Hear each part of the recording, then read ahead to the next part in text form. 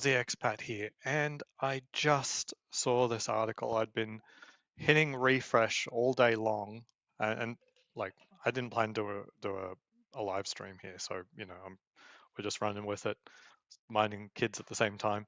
But I've been hitting refresh on the CIA news network all day long, and waiting for this. I kind of hoped it would have happened yesterday. It was getting a little bit tenuous whether or not this would happen, but Donald Trump has pardoned Ross Ulbricht. So for those of you who don't know, Ross Ulbricht was the founder of the Silk Road, which for many years was a marketplace for anything you wanted to do, as long as it wasn't harmful to people. So you couldn't like it was, yes, it was for things that were outside of the law. Hopefully, many of these things become legal in the future. Um, and he's now free. He's now free. So the government completely slandered him. They gave him 2 life sentences plus 40 years to make sure he never. Now he never sold drugs on his own accord. This was all just connecting the dots. I mean, it'd be likewise if you wanted to accuse, you know, let's lock up the CEO of eBay because fake Rolexes have been sold on eBay. You know what I mean? So yeah, he was responsible for a marketplace that did traffic in illegal goods. You could argue that that should remain a crime and that he should do time. He's done 11 years, which is a larger sentence than anyone who actually sold drugs on the platform actually got. You know, so thankfully this deal has happened. Just looking at, let's see if I can bring up this this article. Let me bring this out and copy over here. Let me. Uh, uh, uh, Sorry, just trying to go on the fly. I don't have as many screens as I'd like to. Share screen. There we go.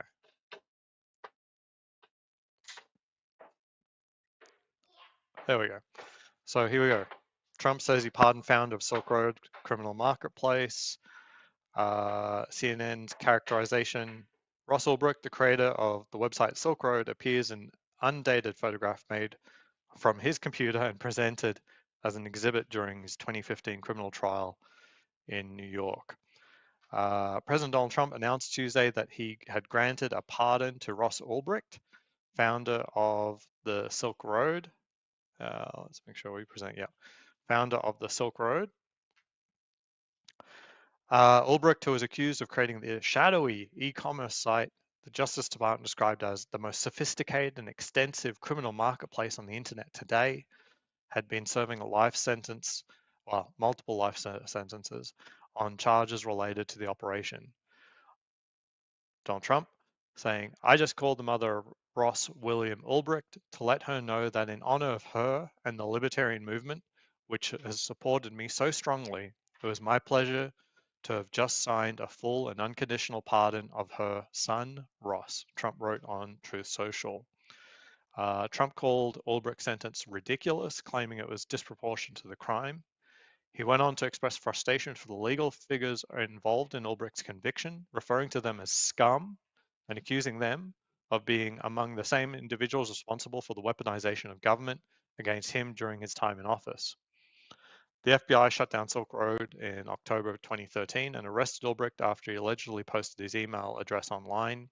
He was found guilty in February 2015 on a variety of charges, including money laundering, drug trafficking, and computer hacking. Trump's act of clemency makes good on a campaign promise. In May 2024, Trump pledged in remarks to the Libertarian Party's National Convention in Washington, D.C., to commute Ulbricht's sentence immediately upon taking office. If you vote for me on day one, I will commute the sentence of Ross Ulbricht to a sentence of time served. He's already served 11 years. We're going to get him home. Libertarian National Committee Angela McArdle celebrated the announcement, calling Ulbricht a libertarian political prisoner for more than a decade.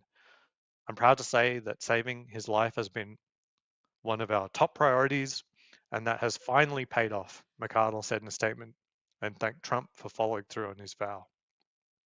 So uh, that's that. Um, stop sharing on that one. Uh, let's see. So that's that. Um, so when Trump went to the Libertarian National Convention, Libertarian National Party. So it's a big L. So this is a political group. They normally have, say, a candidate running, that sort of thing. And because in general libertarians sort of lean right, it typically does, quote unquote, steal away votes from a Republican candidate, especially if the Republican candidate is not really leaning that libertarian. And I think for anyone who really follows libertarian ideals, Trump is a mixed bag for sure. He's done gun bans and things like that. He has very mixed messaging on freedom of speech, certainly better than almost any Democrat. But that being said, even Biden did nothing with respect to guns except for banning ammo from Russia, which at the time really felt more like an issue of, how do we say, like we weren't at war with Russia at that time. Not yet, not yet. You have great things to hope for with Biden. Oh, first we ban the ammo from Russia, and then we can engage in a war. That's fantastic. So the ammo ban came before the war, which I felt was really just an attack on the Second Amendment, ban cheap ammo basically. But then obviously the war started, and that sort of kind of makes the ammo ban a little bit moot. I'm sure there's a lot of there wouldn't have been as many shipments from Russia of a lot of things once that happened. So yeah, it's so the only thing that McArdle said for Trump to do, and like I saw a good article, and she explained the only issue for this election, the only thing we want for Trump, from Trump for to support him, was to free Ross. That was it. Like, you're not going to get anything on like taxes or some kind of immigration reform that's more libertarian or something more complex than that. Just free Ross. And I agree with that. It's the only thing of any real importance. It's the only one that you can hold someone to account for. And the Libertarian Party vote in the election was one of the lowest in for many elections. So the Libertarian Party came through. They didn't split the vote, quote unquote, and Trump won all of the swing states. And some of the margins were big, some of them were smaller, but there was support there, clearly measurable support, and so he's come through with that outcome. So really, really fantastic outcome. What can I say? Politicians actually following through on their word. It's absolutely fantastic. Um, yeah, this is it. This is it. So this, considering you already now have peace in the Middle East, combined with potentially, hopefully, if Trump can get peace in Russia and the Ukraine, if that's possible, if that happens, that would make him one of the best presidents of all time. That would be it. He's done. Ross Ulbricht done. Peace in the Middle East. World peace next. That's it. Done. Done. And ironically, Obama got the Nobel Peace Prize before he even took office, um, while Trump has, under his watch, twice achieved world peace. Well, hopefully, we can all hope. We all want this outcome, right? We all want this outcome, world peace. Um, so yeah, hopefully. So I had one of you viewers out there, I believe it was Kaza 1000 or something. Let me double check. Who had some really good questions about Bitcoin. I did want to make a video, and it's been like a couple of weeks since he asked. And so let's take a look here. So I try not to give too much advice, right? But if someone asks me, they know, I feel like they know me. So I'll try be honest and not like flub and not have an opinion, you know what I mean? Um, Let me take a quick look here. Let's see, from Kaza 1000, we have the question. For all of the questions are from long-term investment strategy, and that's good. That's a great way to start. So I can't give advice on like how to get rich quick. I didn't make money on Bitcoin quick. You know, I've been through the ups and the downs. So long term, he says, what percentage do you recommend to have in crypto as a proportion of overall investments, not including property equity, pensions, and of course not including watches? Okay. Um, this is like the key question for most people. And it really depends on what your outcomes are and what you can tolerate. So, there's been times where Bitcoin has, like dropped like 80%, 50%, 70%.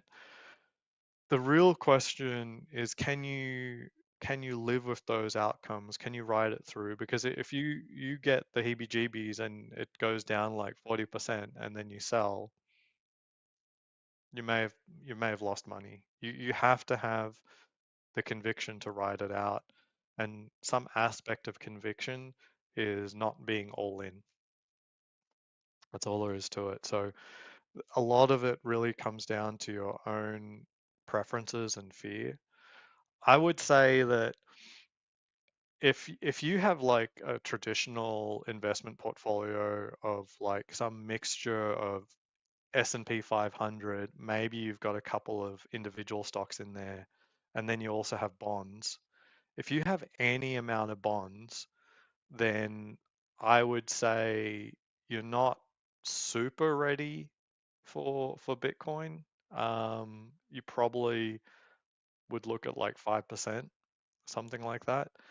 The reason I say that is because if you look at bonds versus say an index fund of S&P 500, you already have the long-term historical data available to you to know that if you just ride the wave with S&P 500 index funds, you will come out far, far ahead of any amount of, holding of bonds. The only real reason bonds exist in a portfolio isn't because it's some sort of hack that makes the portfolio better. It only makes the portfolio better in terms of these things called Sharpe ratios and volatility, and ultimately that really is just a measure of how roller coastery it is, but its ultimate destination for bonds is ultimately always lower than the ultimate destination for the value of S&P 500 fund. So if you aren't haven't eliminated bonds from your investment strategy yet, you you obviously still have a little bit of a crutch, and in terms of like you still have a little bit of a short-term focus, as in you do care if your whole portfolio is down 50 plus percent, and that'll happen if S&P 500, like it happened 2007, 2008. It from peak to trough it was like 50%, and if that's too much for you to stomach, because it doesn't just stay there. Like long term, it goes up. But if in the moment, like those dips are too much for you, then you need to keep the bonds, because whatever it takes to just stay invested is ultimately what's important. Now, staying invested in reasonable vehicles, um, I don't include individual stocks in that. Individual stocks can go down and then stay down, then go to zero. So hanging on for dear life in individual stocks isn't always a great idea unless you really think that the prospects for the company are turning around, not just because the price is low. Just because the price is low doesn't mean it goes back up. It's not a trampoline. Okay. Now, sentiment can be a trampoline, but if the business is actually literally failing, that doesn't mean just because you get it for a cheap price that you're getting good value. It's still a failing business. I'm much more in line with Warren Buffett on this one, and that is that price fluctuations are not the same thing as risk. Now, if you talk in like the financial space, risk is quantified as volatility, but it's not true at all. Like not in reality. There. Take a look at Bitcoin. The the price has only gone up. Most successful asset of all time.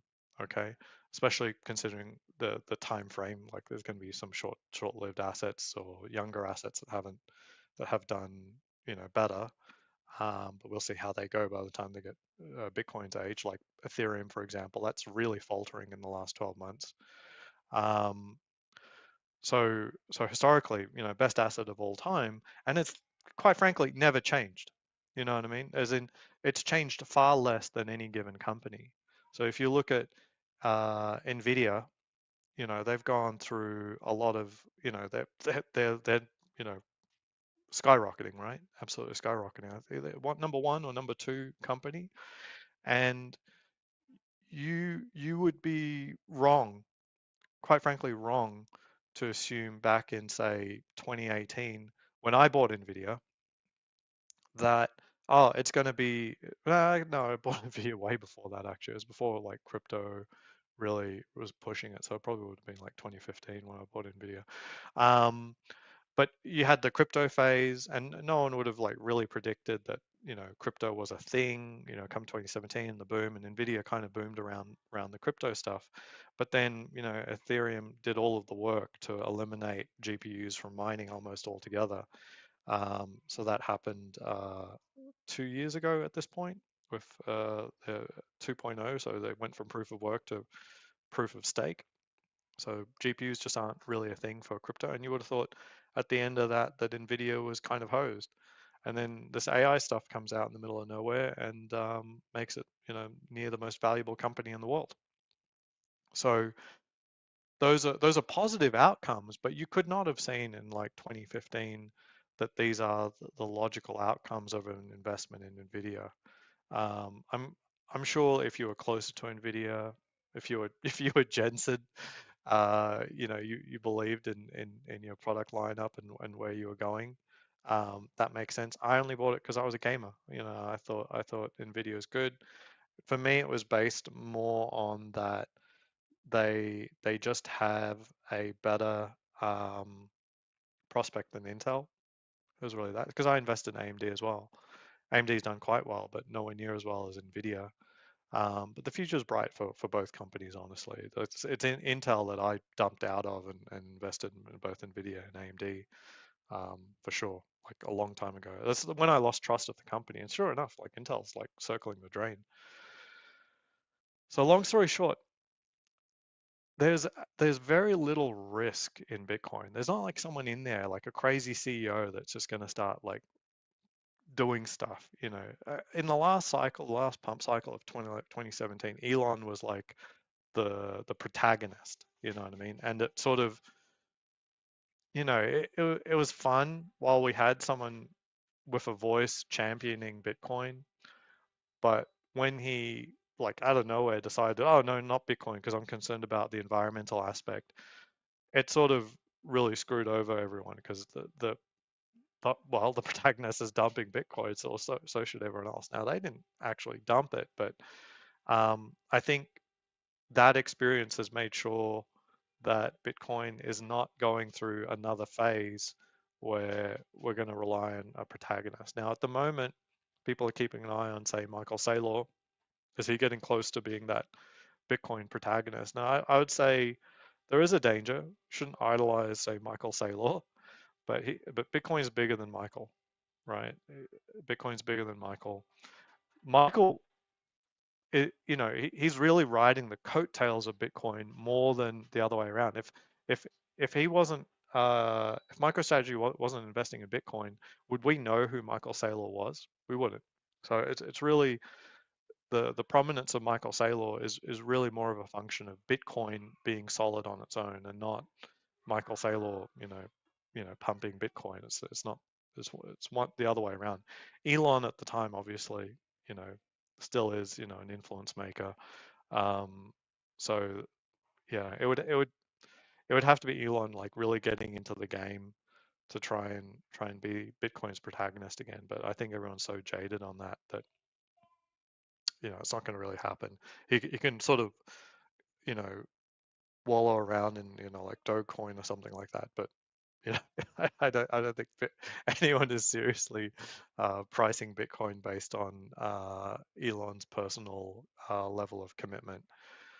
So so I hope that sort of gives a perspective on risk and long-term risk. Like Bitcoin isn't even as risky as a company because a company's change. They can turn on a dime. Their fortunes can turn on a dime. Bitcoin, it really cannot. Um, One of the things that people say, oh, a new coin will come out that's better. And this is something I've only been really thinking about deeply in the last couple of years. And that is the position of things that are quote unquote better than Bitcoin. And usually this revolves around, hey, Junie, this usually revolves around utility. So things like decentralized finance and being able to trade certain tokens and create new tokens and all this kind of stuff on say Ethereum or Solana blockchains, or maybe even some of the other blockchains like Base and the L2s of Ethereum.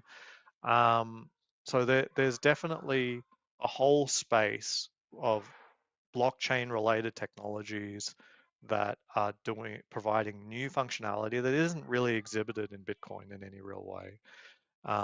Bitcoin is capable of doing certain functions like this, but for sure it's not the champion of these functionalities. Maybe it becomes that in the future, but slow and steady. Okay.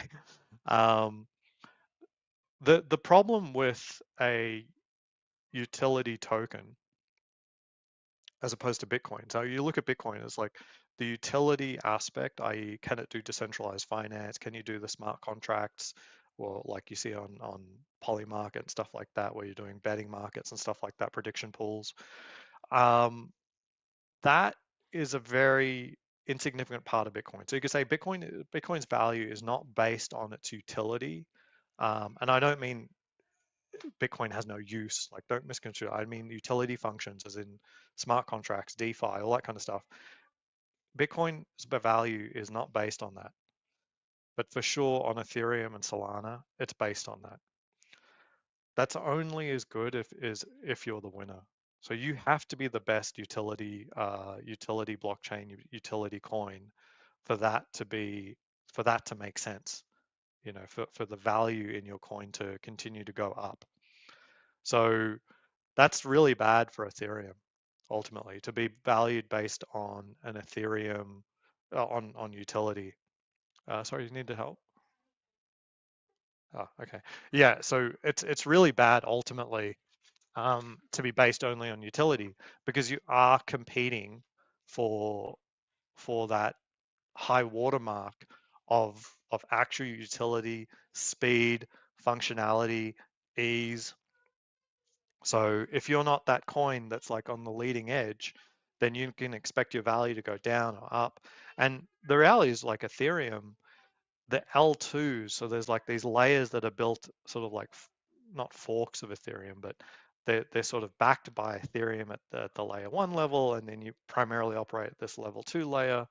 These level two layers are actually very successful, and that is Ethereum's plan to be successful in that layer two space, where a lot of the functionality is delivered on that space, and Ethereum is sort of like the clearing layer, quote unquote. With that regard, if Ethereum is actually successful, it does appear to be so in sort of seeding these L2s. The L2s are the actual utility function, right? so, so even if Ethereum is actually successful at their strategy, if they're very successful at their strategy, then there's very little value in Ethereum itself. Like, why would the token of Ethereum itself be significantly valued? And now Solana is really coming up.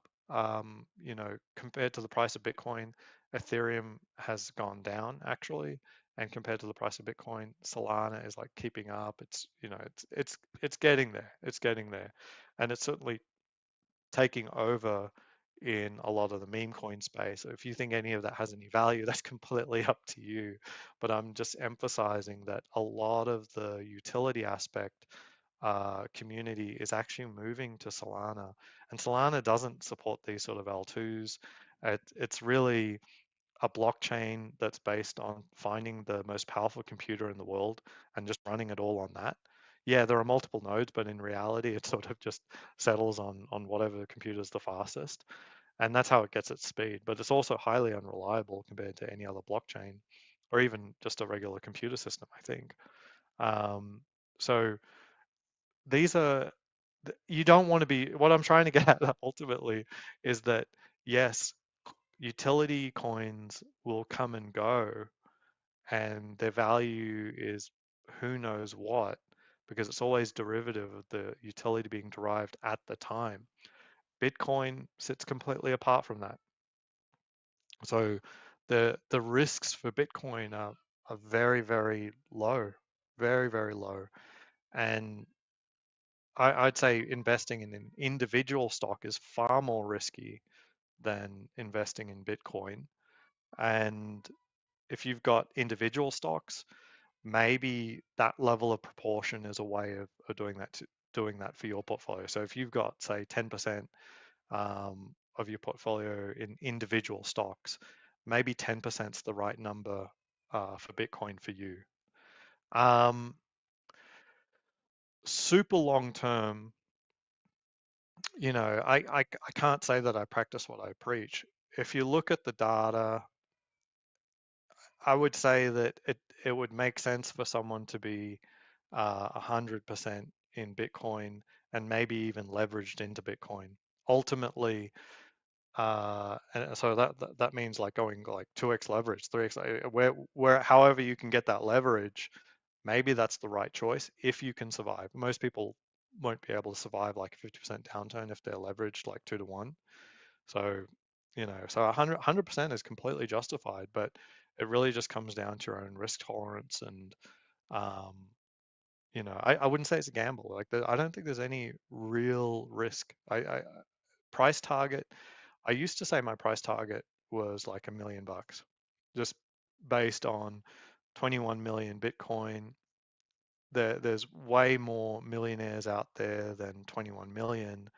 And so the price of Bitcoin has to exceed, the price of a single Bitcoin has to far exceed a number that an ordinary millionaire can afford.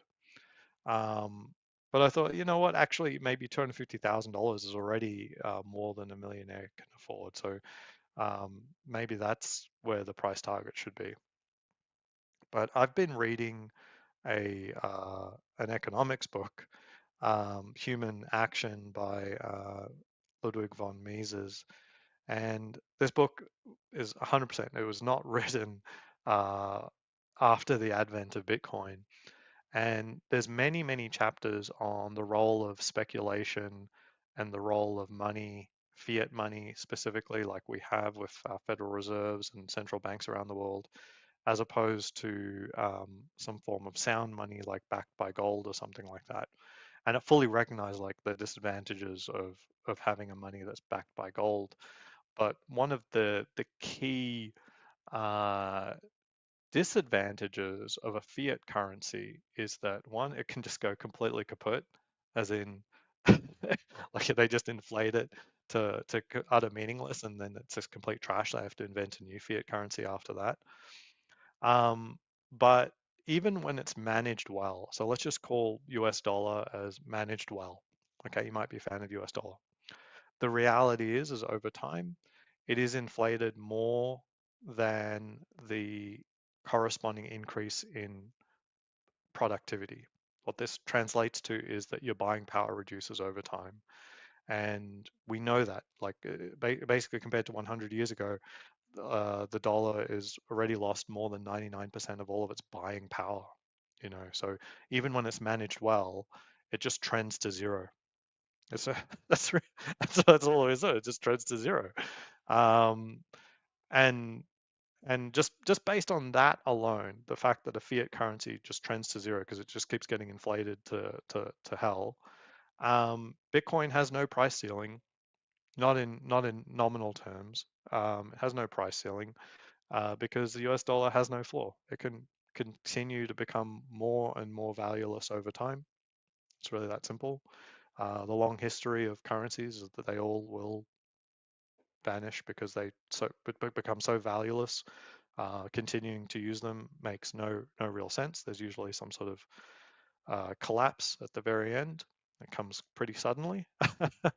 um, so that'll be the fate of the US dollar. It'll happen eventually. Um, but more importantly, more than the fact that uh, the price of Bitcoin at some point will be infinity because US dollar will be worthless. And who knows? It happens in my lifetime, next lifetime, my grandkids. I don't know. Um, More important than there is no real price ceiling for such an instrument that actually has a limited supply. The important aspect is in our economy, nobody wants to be caught holding onto money for any amount of time really. Basically, cash basically sits there and its value erodes. So you have to be smart and you need to invest. Okay. So you have everyone trying to invest. And what do certain people like to invest in? Like by far and away, like the most common investment is real estate.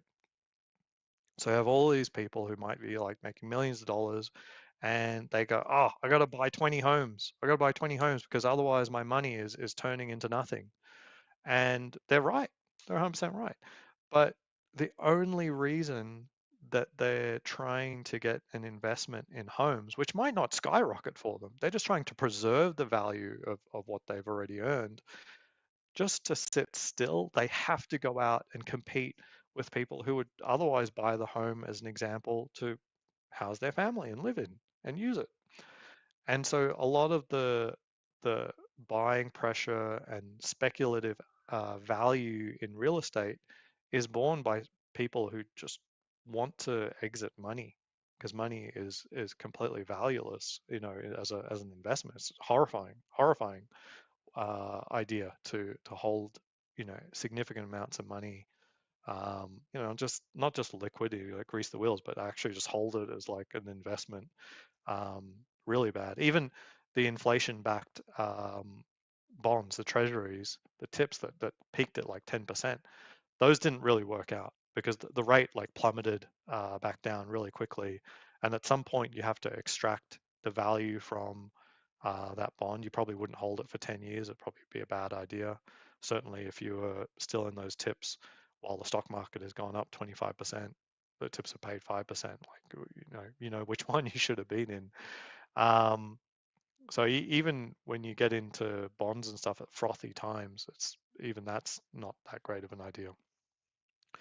What's important to know is that overall demand for money, as in US dollars, and all other currencies combined, because they're all centrally managed as far as I know, is not negative, but everyone wants to reduce, the amount of money that they're holding.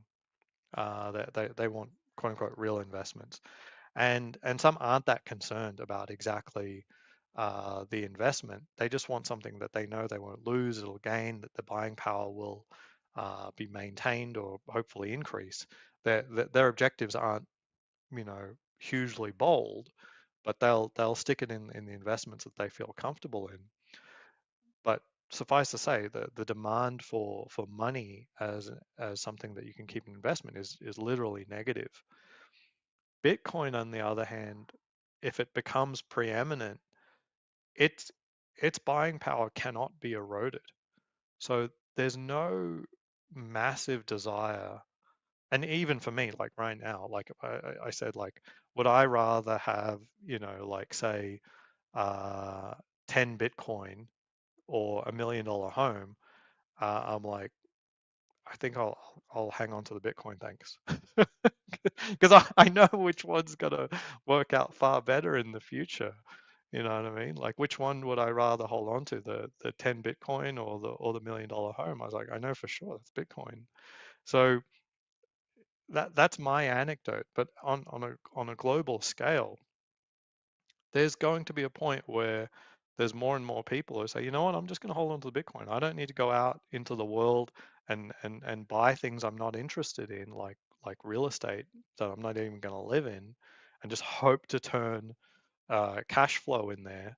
Even though cash flow is like one of the worst ways to say preserve your value, because you're going to be charged effectively income tax on that. So yeah, it's really the market cap of all currencies combined, I think, is like 140 trillion.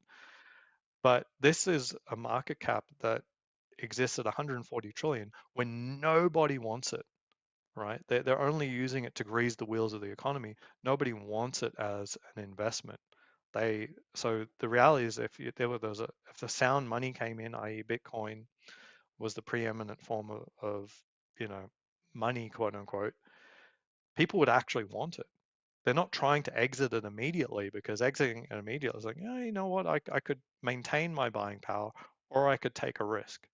Which do I want to do? More people are actually going to want Bitcoin than they want today's currencies. So the reality is that Bitcoin could easily take the role of, the currencies, and its market cap could be a multiple of today's market cap of 140 trillion, and 2x, 3x, who knows? But it really puts Bitcoin's current market cap, and let me take a quick look at that. So its current market cap is 2 trillion. So if you start comparing it to 140 trillion, and then a multiplier of that, there's still a lot of room for Bitcoin to be like, 1 million, 10 million, 20 million. It's completely plausible. And if you ask me, actually inevitable. To me, it's inevitable. Like the inevitability of Bitcoin getting to that point is really not just a function of Bitcoin's brilliance, because there's a lot of things that could be brilliant. Like, for example, Dvorak keyboard as opposed to like a QWERTY keyboard like, oh, we got a better keyboard layout. People don't have to switch to it. They don't have to switch to it. But the reality is the fiat currencies are by design not meant to be something that people even want. So like eventually they'll just disappear of their own accord. And it's like, okay, we could do another fiat currency, but there's going to be a lot of people who are just like, you know what, Bitcoin. So it's really that simple. Um, so so there's a long-term price trajectory that from today's starting point has no ceiling. And yeah, what can I say? But you're going to have to ride the waves. There's going to be huge ups and downs, huge ups and downs. So I hope that gives you some perspective of what I think your long-term holding percentage should be. Um, the price horizon and time horizon is big and long, and it's going to be rocky. The real issue is, what can you stomach? What can you live with? What kind of holding will allow you to weather the storm when it comes? And it will come.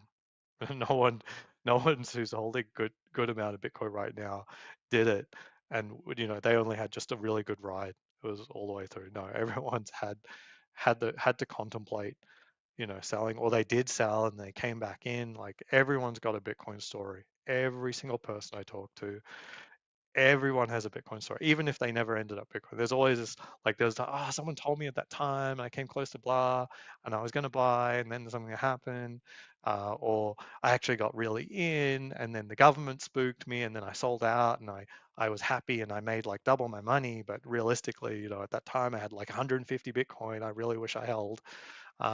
So yeah, these kinds of stories are like, every single person has a Bitcoin story, and the people who are like the happiest are the ones who, once they got in, they just kept stacking. Like, the people who are trading in and out, the ones who are like smart. Oh, I got in real cheap and then I sold out when it got high.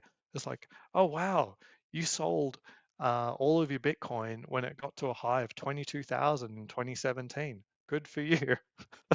It's like $17,000 you sold. Oh, that sounds smart. That sounds really, really smart. Or like price that. Oh, it got to like $2,000. Oh, that you sold all your Bitcoin at 2,000. Fantastic. Fantastic. Great move, trader. Go, go, go. Or prior to that, I was like, oh, it hit 200 and you sold all your Bitcoin at 200. Good for you. Wow. Wow. What do you do? You 10x your money? Oh, fantastic. You sold all your Bitcoin at $200. Thank you. That's great move. But hey, that's a lot of people's stories. You know what I mean? A lot of people are sort of enamored in the price movement alone, but they're not really looking at the big picture and that the world really needs like sound money. That's that's where the fundamentals of Bitcoin are. And unfortunately, you kind of need a engineering degree, computer science degree to like really understand the math behind why why crypto in general is sound. Otherwise, it's just like doesn't look much different than I think that's why like meme coins are so popular is because it doesn't feel like there's any real difference between Bitcoin and those things where it's like just it's like it's all interchangeable, blah blah blah. It's like it's it's just money and numbers going up and down. It's like no, Bitcoin actually has like real a real network behind it and real applications and hypothesized value that has been foretold for a long time in many very boring books, basically. Next question was um, the next question was what? Let me get this right. Would you recommend a dollar cost averaging approach, or is trying to time the market key? Um, the look in the long term, all of these numbers with six figures on them hopefully are meaningless. What number with six figures in it? What was that first number? Was it zero? Yeah, i.e. under 100,000, or did you buy Bitcoin at $100,000 plus? Um, None of these numbers are going to matter that much in 10, 20, 30 years, because it's like 10x, 100x. It's like, oh, what's the difference between 40x and, it's not going to matter that much. We're still ultimately very, very early in Bitcoin, and it's not going to matter that much. But the historical narrative, the historical data has shown, because it just keeps going up at a fast rate, very fast rate actually, that dollar cost averaging is not superior to just buying and just whatever you've got you want to invest at, just buy it today. Um, The same is true of S&P 500, and that's only got a slope of about 10% per year. Bitcoin's like far higher. I don't even want to recalculate it. So it's an absurd number. And so dollar cost averaging tends to simply lose out on the overall big picture that it's just going straight up. Um, because but the reality is it doesn't always just go straight up. Ultimately, I think it comes down a little bit to what you can live with. And for most of us, it's easy to forego and lose opportunity than it is easier for us to stomach, paper losses or actual losses. So forgoing opportunity tends to emotionally hurt less. So for that reason, in general, I recommend DCAing in. It's not the sound mathematical, historically driven advice, but I find that it gives you a price that you can live with. It climbs away from you. Like most people's experience of DCAing is like, oh, I started buying when Bitcoin re-hit 30,000, and then it got to 40, then got to 50, then got to 70, 60, 70, went back down to 50, and then back up to 100. Now it's 105, and maybe you still got cash on the sideline, and you haven't finished your DCAing, and now you're cost basis prices in the 70, $80,000 range. Ultimately, it's not going to matter where we go, but maybe that journey is better for you than one that involves you buying at a local peak and then having to wait 3 to 4 years before you're in the green again. So it's really an emotional thing, but emotions and people matter, and being able to hold is the most important aspect. And I I think in general, it's just an easier narrative for yourself if you DCA in, and it can get you used to riding the waves. It can get you used to, holding something that is experiencing the ups and downs. And maybe you get to a certain point where the absolute number on the ups and downs starts getting too much for you. It's like, oh, it's going up and down $10,000 a day in my account or something like that. That's like, and you can't hack it. Well, maybe that's a good thing, that you got to that point of tolerance slowly. Yeah. Next one. Do you invest in other coins or just Bitcoin? If so, what is your Bitcoin or other split, and what would you suggest for the first-time investor? Um, I'm just gonna give you advice for the first-time investor. Just do Bitcoin. Look, the volatility is already crazy on Bitcoin. These other things are just like even way higher. And as I said, long term, I don't think those necessarily have like solid stories. They're more like companies than they are an alternative to Bitcoin, these other coins. So Ethereum and Solana, for example, that their value is really based on the value of the business that is being conducted on the coin. And that will ebb and flow between whichever solution is the easiest and providing the most utility for the cheapest price. So it's more like a business than not. And that's always going to be a competitive space, and there's always going to be innovations and changes and scandals that will alter that. Bitcoin has a lot of volatility. It has a lot of upward projection, but it doesn't have any of the problems of being a utility token. So um, and that's a realization that I've had in the last like couple of years, especially as Ethereum sort of seems to be waning in its preeminence as the ultimate utility token. Um, yeah, that's a big one, and that is that, it used to concern me that Bitcoin wasn't the utility king. It used to concern me. Um, I think that was an unfounded concern. I was wrong. I'm always learning. I'm always learning. So in the past, I've had more Ethereum than I do now. Um, I still like Ethereum, um, and I've never really liked Solana, but I totally recognize that the simplicity of its use is much better. So that is what it is. It's I don't really advise. I don't think any of them have a long term better better outcome than Bitcoin long term, and maybe short term, medium term. They don't. They aren't better. They'll have blips. There'll always be a difference. They're not literally just, oh, everything Bitcoin does, this altcoin has to do in a smaller amount. Like that, it's potentially completely disconnected because how they derive their value is completely different. Bitcoin is sort of like the consensus um, store of value now. Like nobody agrees that gold should be that store of value outside of, say, active investment. So by active, I mean real world, like things changing and rolling and moving around, i.e., companies and real estate. Um, I don't think anyone really recommends gold like super long term. Yeah, it's an inflation hedge for sure, but um, it's it's very squirrely. As in, if you do inflation adjusted, gold has only recently, hit its 1986 peak. So long term, there isn't much evidence of it even being the inflation hedge, um, because anyone who invests in those down years, they're looking good now. But it's all over the place.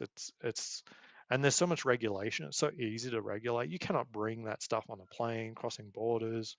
Um, Even just liquidity of buying and selling without a huge spread, it can be complicated. So yeah, Bitcoin is that store of value outside of stocks and bonds, outside of attachment to companies that are managed by people. Um, those are good things. But right now, like you're just getting the most alpha from Bitcoin. Eventually, Bitcoin won't have as much alpha. It'll still always be positive because it's maintaining buying power, but it won't necessarily, how do you say, um, yeah, it won't always have the level of price upward movement that like it does in the early days, like right now. Uh, so let's see. Let's make sure I answer that correctly. Yeah. So I would just say stick to Bitcoin. It has enough volatility for you to stomach, and hopefully you can hold. The other things you really need to be looking at, like what are the signs of when you will exit.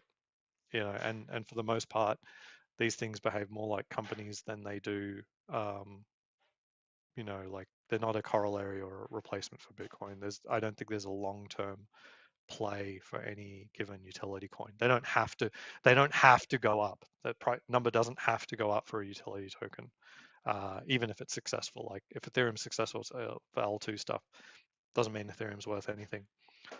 Long-term strategy. I think I kind of answered it here. Like it's the apex predator of assets right now.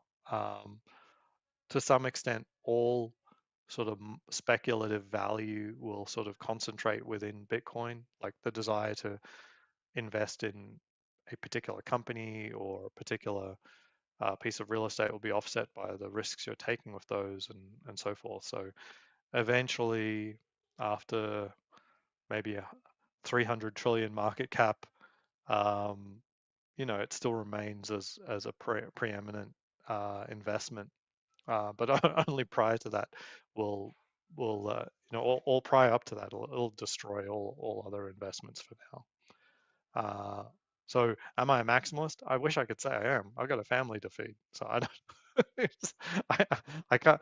I may believe it, but maybe I'm wrong. Maybe I'm wrong.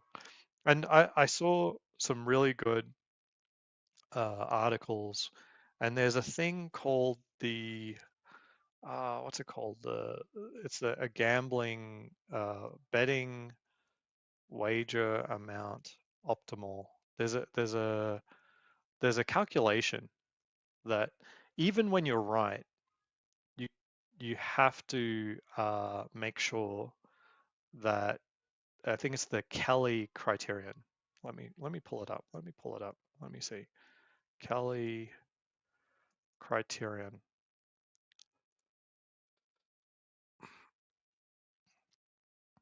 Yeah, let me share this. So this is really worth knowing. Like I've been thinking about this a lot. I've got people here in Vegas who um, share, their gambling stories with me. So let's see, betting optimal. Why isn't it popping up? Why is it not popping up? Kelly criterion. Okay. Let's see, present screen. Kelly criterion. Here we go. So look, even assuming I'm completely right about this, the world is, it's a world where there's like different outcomes that actually can happen, right? So what the Kelly criterion is looking at is that if you're participating in a game and for some reason you have the edge. So just say it's like a coin toss game where it's heads or tails, and normally the associated payout with that is, like if it's heads, you double your money. If you tails, you lose. The expected outcome over like thousands of coin tosses is that you break even. Like there's no edge. But if for some reason you were presented with a game of coin toss, or if you got the coin toss correctly, you would say 8x your money, then the the the the question is how much of your wallet, your betting, your gambling value should you bet at a time on such a game? So you go, well, the expected outcome is, basically, I think it's like 7x if it's an 8x game. So the expected outcome of playing is like 7x. So how much do you want of your money to be 7x'd? So while the expected value tells you that you should just have all of your money rolling on it, the reality is that if you are playing that game and you get tapped out, you got to live with that, and you can't play anymore. Like, you're already tapped out. So if there's a game that you could reliably play, the real key is maximizing the expected value while sort of eliminating as much as possible the the the risk of being completely tapped out to zero. What it means is there is an actual, based on the level of advantage and expected return, what fraction of your betting pool that you bet at a time, even when you know the expected value is hugely positive, the correct answer is never all in. Okay. Now, the real question ultimately is Bitcoin a sure thing though? Like, its expected value is basically infinity because you know that there is no floor to fiat currency. I mean, so you can apply the Kelly criterion to your Bitcoin investment, but um, maybe that's the right thing to do. I have a family, so I can't just go all in on my egghead idea, I think. So yeah, I hope that that's a little bit enlightening. I certainly enjoy, just the concept of color criterion. And there's a recent study looking at stock picking. They took some some some people who are lay people to stock picking, and they took some professionals to stock picking, and they found that their respective right or wrongness was almost the same. That based on the information, like, so each day they were given um, the stock section to a newspaper, and they were asked to make their trades and go from there and see, which group, the experts or the lay people, who made the right picks. And the reality was that there was actually no difference between the two in terms of how many picks they got right. So they were both averaging like 53%, some low level of advantage from reading newspaper. It also gives you another clue. Don't read the newspaper. Like, gives you advantage maybe 3%, but maybe just random like just throwing darts would have given you that 3%, because the stock market is overall on average going up. So in general, like, if you buy something, anything, it's most likely going to go up. So maybe they're capturing that. But the difference that was actually created, the experts did get more money in their portfolio at the end of the day. That difference was created because they had more reasonable wages, more reasonable um, proportions of money invested. So they didn't go all in on things and get tapped out.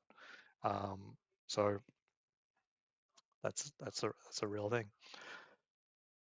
Okay, which platform do you use and would recommend? I've toyed with Coinbase and eToro, but never made my first purchase. I'm in the UK. So unfortunately, I can only give American advice. I am familiar with the UK. I mean, that's basically where I did most of my career in finance. So I'm very familiar with the products available in the UK, but not right now. So my if I'm talking to someone in America, my there are two things to think about with respect to Bitcoin. Is like, do you want custody of Bitcoin? And I do recommend that, taking custody, but that's really also a medium and long term goal, and also another criteria which I call fled value. Um, but right now, for someone dipping their toes in the US market, I 100% recommend just using whatever brokerage account you've got. So level one, whatever brokerage account you've got, just buy the Bitcoin ETF IBIT, IBIT, just Bitcoin ETF. Um, This makes sure that you don't have any of the platform considerations, and also your first investments into this are probably not going to be your biggest investments. Maybe after a while you get more comfortable, and so and some of them just have better tools for investing than Coinbase potentially. Um, so I just recommend using whatever brokerage account you've got and buying a Bitcoin ETF. That's level one, and then it's also the last level too, to some extent. Um, the next level is Coinbase, or a really good quality exchange. A really good quality exchange. I do think Coinbase is the only good quality exchange that I would trust at the moment. They are the custodians of the Bitcoin ETFs in most cases anyway, so the risks are basically the same. The only real downside to Coinbase, as opposed to why I recommend level one is the ETF, is that with Coinbase you don't have the stock in a regular brokerage account, which I'll get into the next level, like one of the next levels, why the brokerage account is actually kind of OP, at least in the short and medium term. Coinbase, I like where if you want to build up the amount of Bitcoin that you will be able to take custody of, and that's an important aspect. But the fees are higher, much higher than if you were just buying ETF in your brokerage account. So you have to really want this. Like this is a longer term goal where you want the ability to, and I call it fled value, and that is if you had to get on a plane this afternoon, how much value can you take with you without having to like go back to banks and stuff like that? And that's going to be a function of like wristwatch. What's the most expensive wristwatch you can put on your hand or bag? It's not a function of how much gold you can carry because you're not going to be able to carry gold or currency on a plane. But full custody Bitcoin, yeah, that follows you wherever you care. So full custody Bitcoin. How much do you want your fled value to be? Do you want enough to start your life again? Do you really have no interest in this fled value concept? Do you want to be able to go to like a Thailand, live the rest of your life happily there? Is that the amount of money you need? That's completely up to you, but that is a good reason to take custody. Um, or some people might call it shit hit, SHTF, shit hits the fan. Civil unrest value. Yeah, whatever floats your boat, whatever you have reason to desire, a fled value. That's what I'd be looking for in Coinbase, to build up fled value. Um, Next level after that is just stacking, like getting a lot of your value into Bitcoin. In the past, it used to be just stack them and put it in a wallet and go from there because you couldn't trust the exchanges. I'd say, okay, maybe that's level 2.5 is take the value that you've accumulated on Coinbase and then put it onto a wallet, a hardware wallet of some type. So that's good. So it's fled value. Ultimately, you don't want to hold on Coinbase, but it's not the worst thing in the world. Level 3 actually goes back to the ETF. So one of the luxury problems that I've seen um, people have, and that is the luxury problem is they got rich with Bitcoin. It's like it's a great problem, great problem to have. So the and you have to think about because if you put a significant amount of your wealth in Bitcoin, you will multiply it. You'll be rich by your current standard today. You will be rich. You will have this problem. You will have this problem. It's like we're all going to make it. We will all have this problem. If you're going to put your money in Bitcoin, we will all have this problem of being rich. The the mechanics of that though kind of suck. Um, so if you're in if you accumulated with Bitcoin on either Coinbase or you got like a hardware wallet or something like that, The only way to get value out of it to to live on, just say you want to retire early, good for you, look, good luxury problem. Unfortunately, you have to sell it. And at the moment, that comes with capital gains. So it means moving it back on exchange, selling it, paying a whole lot of taxes and so forth. And there's a foreseeable future where actually there won't be capital gains. So reality, the right move is to hold until that happens. Hey, Trump said it at the Libertarian National Conference and crypto conferences he's going to eliminate capital gains on crypto holdings, but we'll see if that happens. But if it's not him, it'll happen eventually. When it becomes like the world currency at least. Um, but at the moment, you can't get liquidity unless you sell. Like there's no one doing Bitcoin backed loans.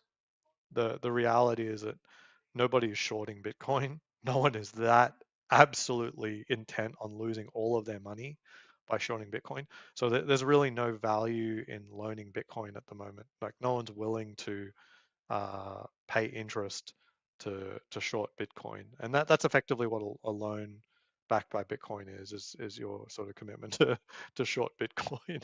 Oh my God help you if that's like truly an interest. Yeah, you would have been smart for some periods of time. You could even get rich, but that's honestly pure luck.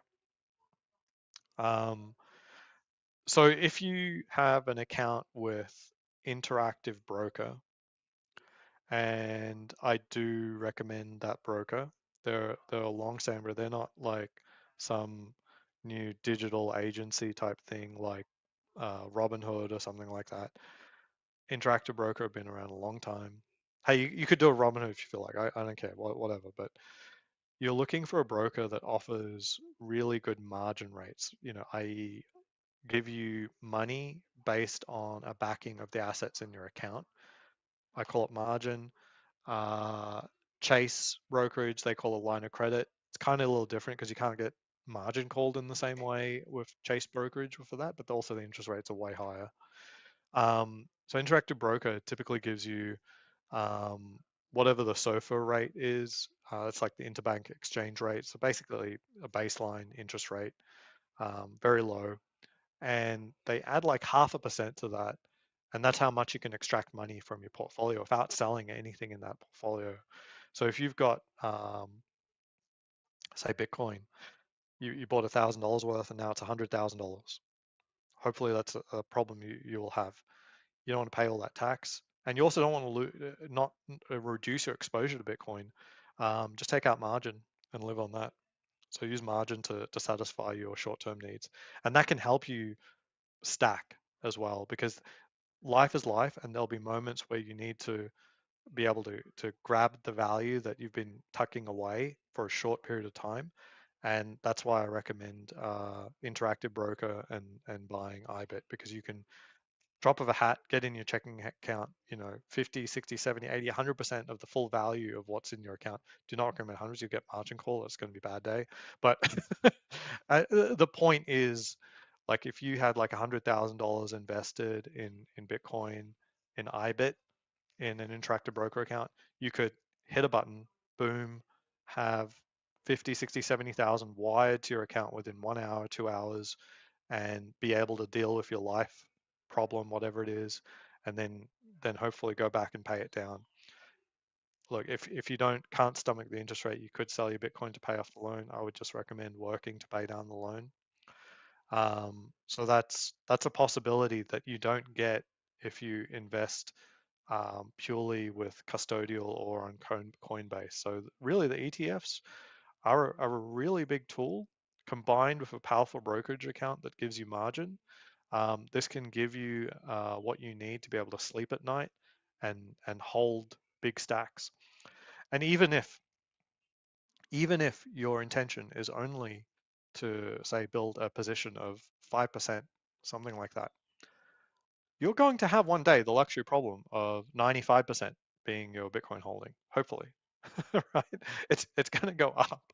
Hopefully you don't sell along the way. As I said, you hold the damn thing. That's how you're going to make it, is you hold the damn thing, and eventually you'll have the luxury problem of like figuring out liquidity. Like you'll have like a net worth in the millions, but you don't have any cash lying around. That's going to be the reality that you have to solve for. That's how you have to think, is like, what it isn't about your portfolio value today.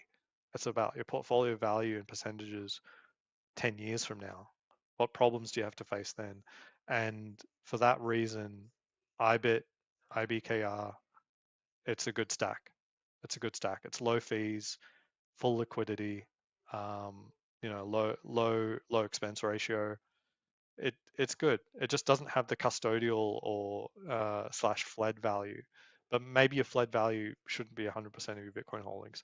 Maybe eventually it could, but at that point, pay the taxes, get your custodial Bitcoin, do what you want, do whatever you want, right? But like as you're building, I think IBIT and IBKR, I'm really really really excited about that combo. And okay, is a hot wallet okay? Beginner, relatively small amount, under 10K as a start. I don't know what you mean here by a hot wallet. So a hot wallet would be something like you have on your phone that you could conduct payments on and stuff like that. Um, but in the context of investing, I would not have investable amount. So the suggestion here is like 10,000. I would not have $10,000 just sitting on my phone. Like my phone could break, and I broke my main phone here. This is the third time I've broken my Samsung Galaxy. It's cracked here. Thankfully, it's still kind of working. So when I buy another phone, I'll transfer over. But um, I do not recommend a hot wallet for anything other than like buying video games and stuff like that online, for with or AMC tickets. I use Bitcoin to buy AMC tickets. Um, yeah, I do not recommend, like from an investing perspective, I 100% recommend getting a hot wallet, to try out the technology, just see what it's like to use Bitcoin as a payment mechanism, and see what it actually means to see confirmations flow through and stuff like that. And you can experiment with relatively small amounts and see what it means to have a wallet and stuff like that. So when you get to the point where you have a cold wallet, hardware wallet, like, not online, that you have a good understanding of what that is. It's a good part of the Bitcoin journey, having a hot wallet and understanding how it works. This being said, I have more recently, despite what I've said about currency and everything, I think that uh, the story of Bitcoin right now, and it's been like a very contentious thing for Bitcoin over different periods of time. Probably most famously between the Bitcoin Cash, Roger Ver, and Bitcoin fork, where they wanted to double the size of the blocks, doubling the bandwidth, doubling the storage requirements of Bitcoin, just to entertain more transactions at a lower fee. And Bitcoin decided that they wouldn't do that. That the high transaction rate fees, the low transaction rate overall, supported by the platform, was potentially a luxury problem and a temporary problem. And I think they made the right call. But it was troubling at the time that it's like, okay, you can't literally transact the world's exchange, currency exchanges, and I don't mean just speculative. I mean like, I'm going to buy a Big Mac with Bitcoin. It couldn't literally support all of McDonald's transactions. Literally couldn't. The experience isn't really there for that. Um, but still cool. Still cool. I would do it. Um, but it really isn't there for that. I think that the story of Bitcoin at the moment as being just this value holder compared to other fiat currencies, it just makes a lot of sense right now. And that's the stage that Bitcoin is in. It has enough to show that you can actually do like a transaction with it, but it's not super necessary. And reading that old school economics book really helped me understand that, because while gold has always been sort of like, I only care about gold. Like gold is the number that needs to go up for my wealth to go up. Like I don't care about anything else. It's like it doesn't matter what's going in and out, how many goats I have, how many things, blah blah blah blah. If gold doesn't go up, then nothing's really happened. So I think Bitcoin is that thing. But at that time, like gold coins weren't as often used as silver coins. So there is potentially a a second currency in the mix to grease the wheels of the economy to make things actually function. And maybe that's another coin or a derivative of Bitcoin, like the Lightning Network. Lightning Network is a layer two on Bitcoin where you can trade uh, goods and services with on the Lightning Network, and the fees are basically zero, and the transactions are basically instant. So that's a better experience, but you still have the problems of taxation. Those are real problems for a business to deal with. That all these transactions are taxable events, quote unquote, and it's just kind of a hell right now. I'm really bullish on USDC, which is stable coins. That's just same as USD, on Base, which is a new blockchain supported by Coinbase, and I think another one. But what's really cool about that is it's fully custodial, and you can transact instantly and denominate in US dollars. So there's no taxable event aspect to it. Or if there is a taxable event, like they say is taxable event, the net outcome is always zero because it's 1 to 1 for US dollar. So there's no, like you could do a billion transactions. I already know what the outcome cap gains was. Wise, it was probably under $1 of capital gains or losses. Um, so I'm very bullish on utility tokens as being a separate thing to Bitcoin. So Bitcoin doesn't have to be the thing to do the everyday transactions. Play around with USDC on Base, play around with Ethereum, play around with Solana, whatever you want to do, Lightning, Bitcoin on Lightning, they're all good. Like understanding how that all works, or at least knowing what it looks like from a customer perspective. And look, that's one of the reasons I actually um, love Bitcoin is actually the user experience of buying something with it. Um, you know, for most websites, you have to give them like your name, your address, you know, contact details, X, Y, or the other, and they might only be delivering you a digital good. They don't care about any of that, but for a credit card, they do. And then you're trusting them to hold the payment instrument and not leak it out and stuff like that, and not authorize it for too much money and stuff like that. So you can't buy things from just any place that you want to go to, online anyway. I'm talking purely online. Um, so there are risks of just handing a credit card number to any given website. But with Bitcoin, you transfer the value that you care to transfer. Like you're not, they don't pull from your wallet. That's not possible. So you push the value to them. And in that push, it's just like it just goes to an address they've specified. They have no need to know your name, email, your address, anything about you. They don't even need to know your IP address. Do it via VPN. They don't need to know anything about you to be able to deliver value digitally, and for you to deliver value via Bitcoin transaction digitally or any other crypto typically. So that's what I like about it, is that I don't have it's it helps with privacy. I don't need to send anything about me to be able to purchase something. And I think that's just should be the default. Like I don't like it when I go to, say, a restaurant and I divulge any details about me. Like you can serve me food and treat me well, and I can be kind and gracious, and we don't need to know where I live and what my real name is and blah blah blah. Like that's just not information that needs to be transferred or recorded in perpetuity. But I went to Shake Shack, and apparently to get my burger, I have to give them my phone number so they can SMS me when my burger's ready. I was like, why do I need to give you that level of information, my phone number? I don't give my phone number to just anyone, but I'm going to give computer systems that eventually get hacked my phone number. It's spam calls and everything. It's just horrible. So yeah, privacy is like it's a whole another part of the ball game, but one that I genuinely love. So last one, any general pitfalls? I like the thought of parking a small amount away and adding to it regularly and consistently over the course of a number of years, a bit like S&P and global funds. Yeah, that's probably the way to go. If that's what you're happy with, that's the way to go. And that's basically what I did as well.